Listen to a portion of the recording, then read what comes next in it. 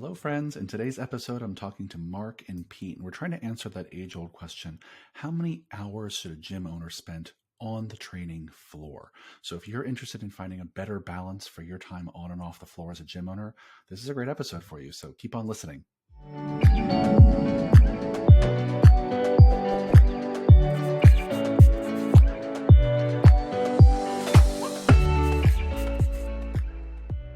Hello, fitness business nerds. What's up? Welcome to another episode of the Business for Unicorns podcast.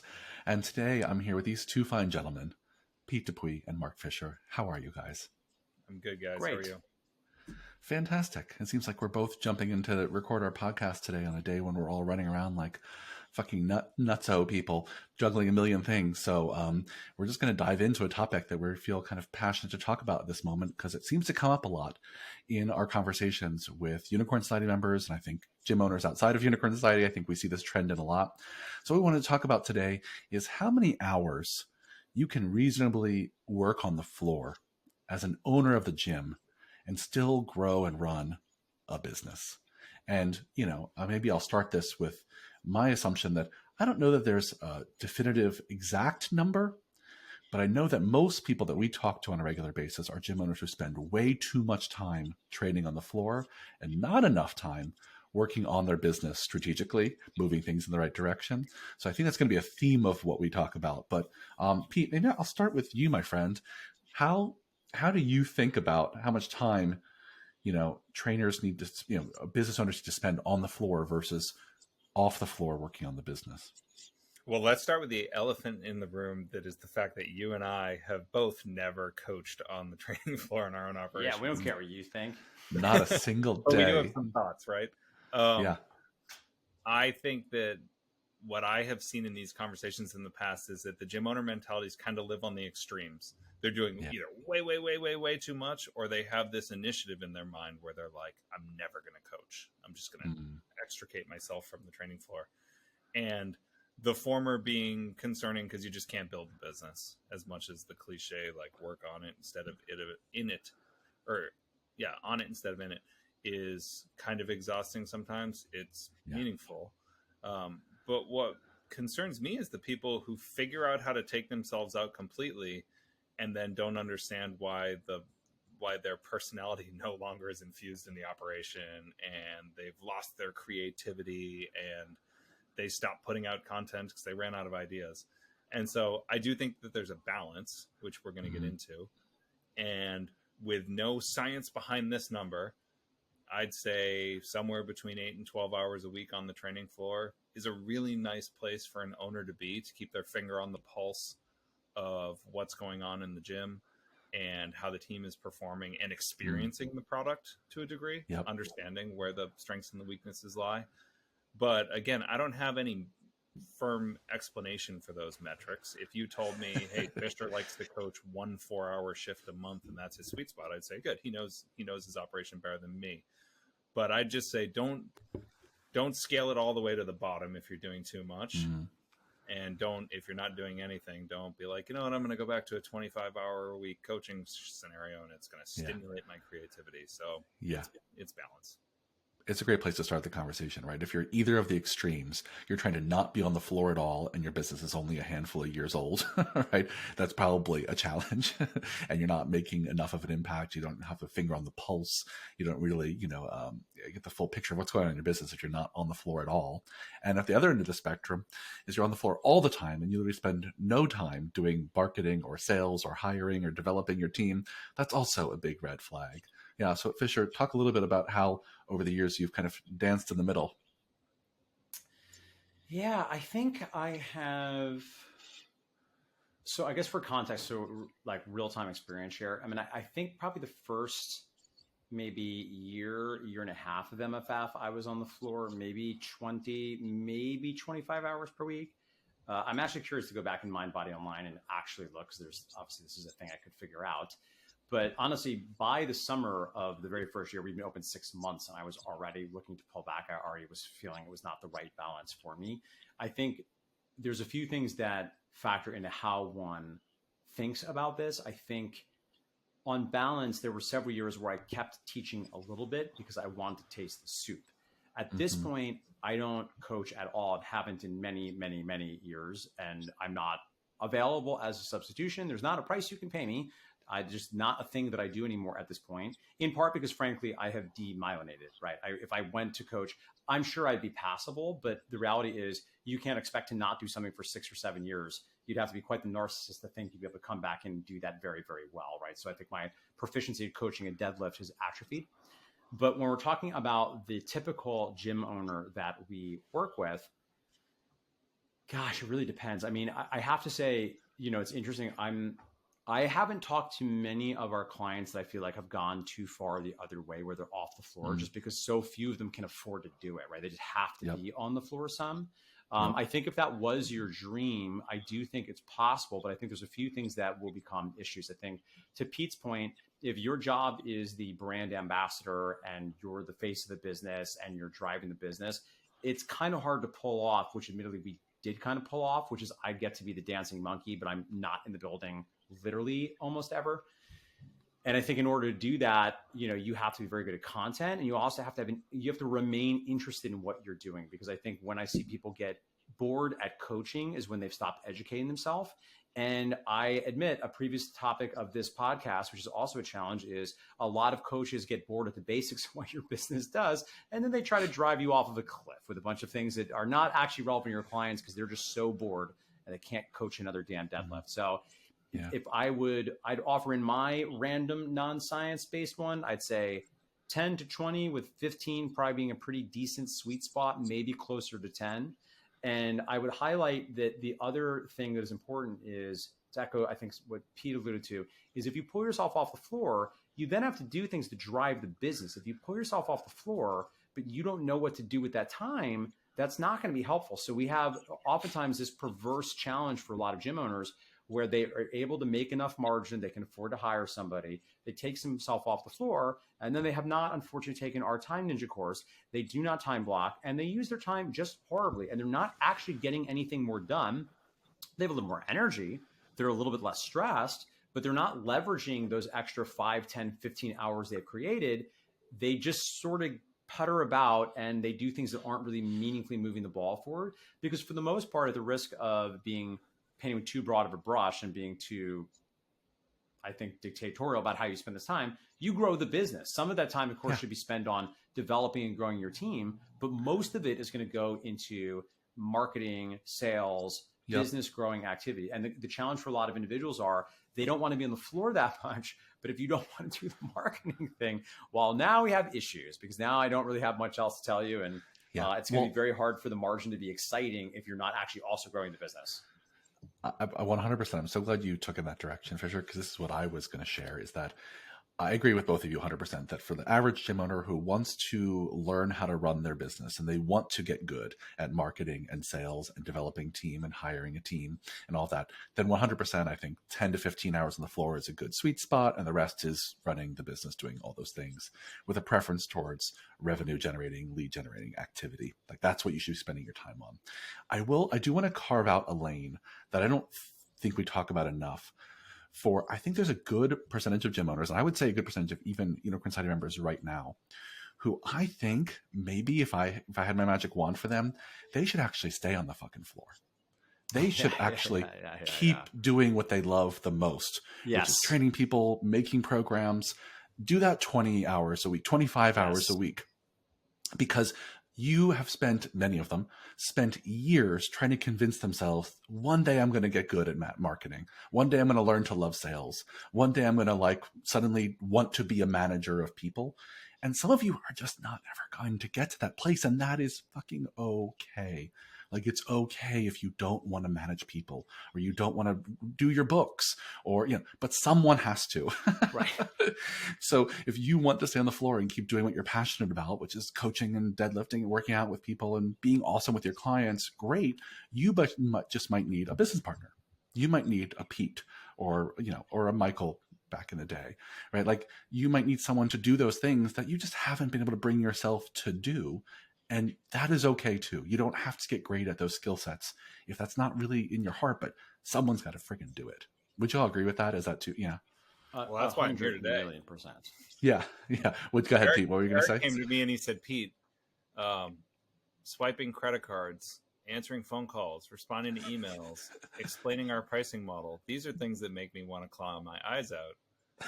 Why don't we take a gym with 0 revenues and have a full-time business director right out of the gate so that I can optimize the stuff that I know I'm really good at? Yeah. And he knew it. I mean, he said right from the start, if you're there and you're freeing up all those hours of administrative stuff that we do as the business people on the front end, well, those are hours he could be writing. And he was a prolific content creator back then, and it filled our assessment schedule like crazy. And he just did the things he liked. And I mean, newsflash, none of those things were appealing to me, nor did they match my skill set. So I always say that if you take that, like that E-Myth concept, the manager, the technician, and the entrepreneur, what we had was a scenario where we touched all 3 and we overlapped on entrepreneur, which was just this like beautiful thing because he hates managing people. Yeah, I've learned to embrace it, and he was a world-class technician. I wasn't. And so we found our middle ground on our training sessions when we'd train together, and the entrepreneur piece, the creative piece, would happen in between the sets. And that's really how we built this the first handful of years, and Tony Gentilcore being right there in the mix for that as well. That was the creative model for us for like 5 years. Yeah. I love that. And I think another thing I'll throw out there is that, listeners, you don't necessarily need a business partner tomorrow, right, to take advantage of this idea, right? Like, it can start small, right? If you don't want to be the one that is swiping credit cards and follow-up emails, then you can start with a virtual assistant, right? You can start with offboarding those things that you just know you're never going to want to do. And then that virtual assistant turns into a part-time front desk person, and then a full-time office manager, and then, a chief operating officer, whatever the path it takes, or a GM. But ultimately, someone has got to fill that side of the business to make sure that the marketing and the sales and the finance and all of that is running. And they should want to do it. Someone should be in that seat that is just as stoked to do that stuff as maybe some of you listening are to do the coaching and the fitness. Good, Fisher. I know that you that's been part of your path of why you're not in the building anymore is slowly delegating a lot of that stuff. Totally. And it takes time, and it's a tough skill set to learn. Yeah, it's I think a lot of this challenge comes down to, I think what we're discussing, if we were to thin slice it here, is what do you love? How do you spend more time doing that? I think, admittedly, a challenge I see in a lot of markets for a lot of these individuals, and this is, at the risk of getting like too dark and pessimistic about all of this, is that's right. That's what you're here for, dark, pessimistic Mark, as people know me. Part of the challenge we see is if you are bad at business, you tend to just want to like throw up your hands and want someone else to do it for you. You don't know how to actually hire or manage somebody that's good at it. Mm-hmm. You're asking an employee to do things that you are unwilling and unable to do as the owner, because whoever's driving the business, if that doesn't, and listen, there's a world where you can be brand ambassador, star trainer, and you're just good, dynamic, charismatic sales. And you're so good that drives a lot of the leads. And you just need a manager to come in to make sure the bills are paid on time, to handle the staffing stuff. Like, that's a scenario that actually can work well, right? And what I like about that is, if you just love training and being on the floor, then you should do that. And you might actually make bigger impact on your business by staying on the floor a lot, if that's your actual passion. And frankly, if we look at the math, your margin is going to be better depending on how you split that all up. If you're doing a lot of the film of the services, well, that's money that can now go in your pocket. You can pay yourself a great hourly rate as a star trainer, and then have a profit share, and then have whatever you're going to take for admin. And then you've got some cheese left over to have somebody do some of the administrative tasks. And I think that can work. I think the other piece of this that becomes challenging, and I'm writing an article about this right now, which is also very dark, and I think it'll make people sad, about like the truth about aging gym owners. Because the other issue I see is, what is fun for you as a 28-year-old single person is not fun for you as a 44-year-old married parent of 2 kids with a mortgage.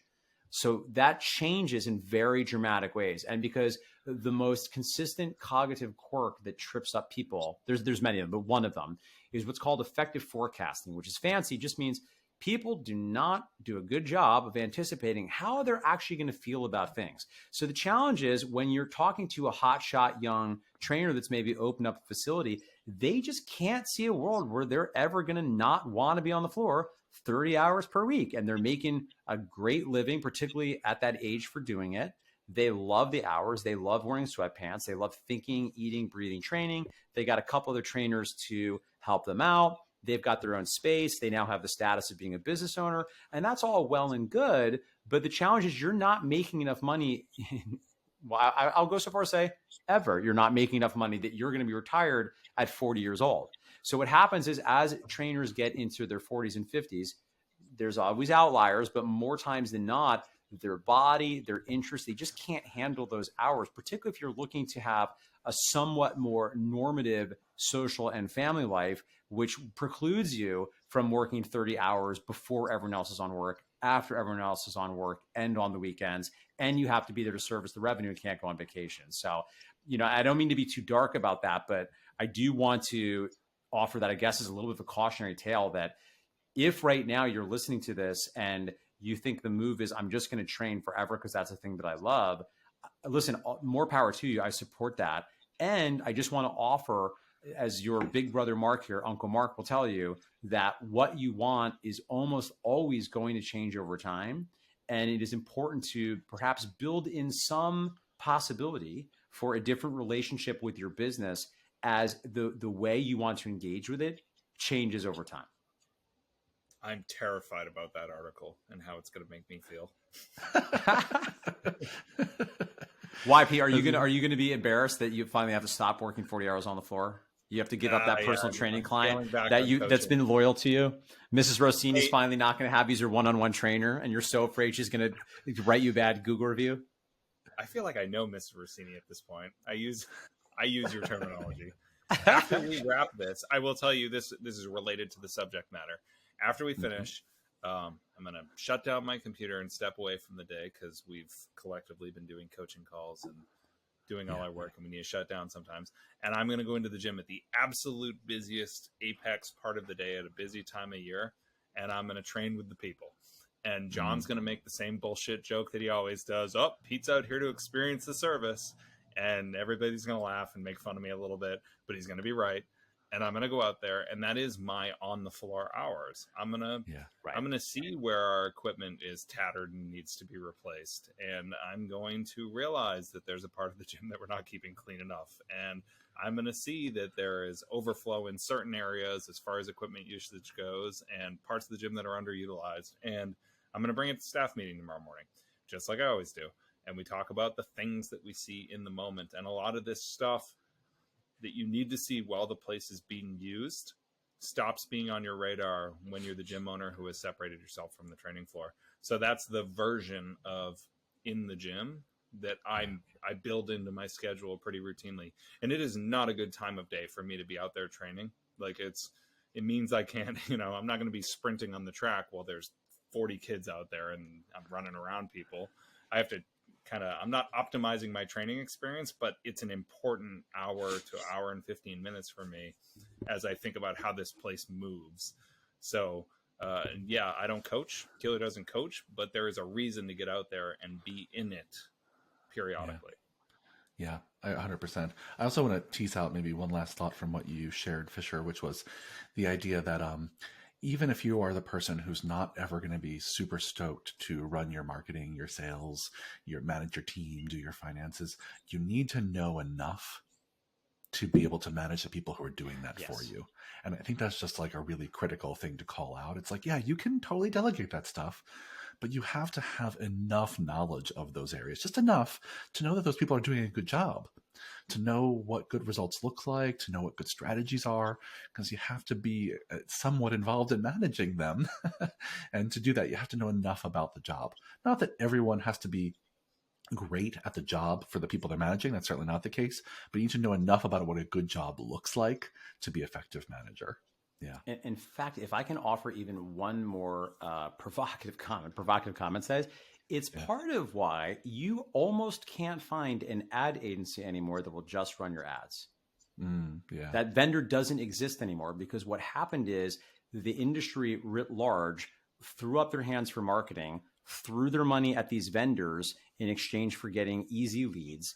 They got lots of cheap leads, but the gym owners didn't know what to do with them. They didn't have a sales system in place. They didn't know how to follow up. They didn't really know how to fulfill. And then they're getting mad at the digital marketing agencies, right? And even things that anyone that understands digital marketing is going to tell you is going to happen, particularly since the change to iOS, is you're going to get some percentage of individuals that targeting just doesn't work properly. Shouldn't be a big percentage, but if you don't have the experience to understand that, you don't know when you really need to be holding your marketing agency accountable because they're not doing the job that that you can reasonably expect them to do, or you throw up your hands and unfairly have unrealistic expectations because you don't even understand digital marketing enough to know what's actually fair, what's actually reasonable to expect. So it's an interesting time. It's a great example. And that runs true for every layer of the business, from like, you need to know enough about what your facility looks like to be clean, to know that your cleaners are doing a good job, to like your bookkeeper, like what does your P&L need to look like? How is it organized in a way that you can read it? You need to know enough about that to know they're doing a good job. Like I can keep going up and down the list, and it's just an essential skill. But I know we're going to have to wrap things up for time. Let me see if I can summarize a few points, and y'all might need to help me here. First thing that stood out to me was like, gym owners listening, get clear about what you want your days to look like. Get clear about the kind of career you're building for yourself in your own business. And I think what we're sharing here is not that you need to only follow your bliss. You're going to have to do plenty of things you don't want to do. But if you're talking yourself into a job that you really are never going to love, you might want to consider delegating that to other people and finding some other ways to balance your time on and off the floor. There's no perfect one, but I think our general recommendation from this call was like 10 to 15 hours on the floor, with another 10 to 15 hours spent off the floor or more working on the business. Seems like the sweet spot for a lot of people. What else did I miss? Anything other summary you all would add to that? No, I think that's the most actionable. Probably the most actionable thing is it's my first question on most calls these days when I'm talking to someone, particularly if they're stressed. It's like, well, how many hours are you on the floor? That's a good one. Yeah. Probably that you need to periodically take inventory of what that optimal looks like. To Mark's point, that I'm 16 years in. I'm sure my definition of work-life balance is pretty different today from what it was at the 0 to 4, 8 to 12, 13 to 16 year mark. So build in the periodic audit. Ask yourself, has my opinion of what good looks like on paper shifted?